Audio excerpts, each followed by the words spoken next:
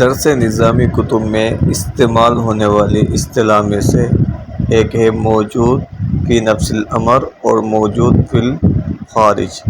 ان دونوں میں فرق کیا ہے؟ موجود فی نفس الامر کس کو کہتے ہیں اور موجود فی الخارج کس کو کہتے ہیں؟ آئیے سمجھتے ہیں۔ موجود فی الخارج یعنی وہ چیزیں جن کا ہمارے ذہن سے باہر خارج میں وجود ہو، یعنی جن کو ہم آنکھوں سے دیکھ سکتے ہیں، جیسے میں اور آپ، زمین، آسمان وغیرہ وغیرہ اشیاء۔ موجود فی نفس الامر اس کو کہتے ہیں جو ایک حقیقت ہو، چاہے پھر وہ خارج میں پائی جائے یعنی ہم آنکھوں سے دیکھ سکیں، یا ذہن میں پائی جائے یعنی جس کا ہم تصور کر سکیں، یا نہ خارج میں پائی جائے نہ ذہن میں پائی جائے، یعنی نہ دیکھ سکتے ہیں نہ اس کا تصور کر سکتے ہیں۔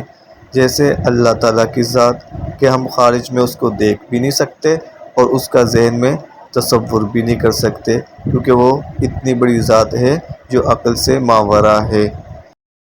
تو موجود فی نفس الامر ان چیزوں پہ بھی بول سکتے ہیں جو خارج میں پائی جاتی ہیں، اور ان چیزوں پہ بھی بول سکتے ہیں جو خارج میں تو نہیں پائی جاتی، ذہن میں پائی جاتی ہے، یعنی جس کا تصور ہم کر سکتے ہیں، اور ان چیزوں پہ بھی بول سکتے ہیں جو نہ خارج میں پائی جاتی ہیں نہ جس کا تصور ہم کر سکتے ہیں مگر وہ ایک حقیقت ہو۔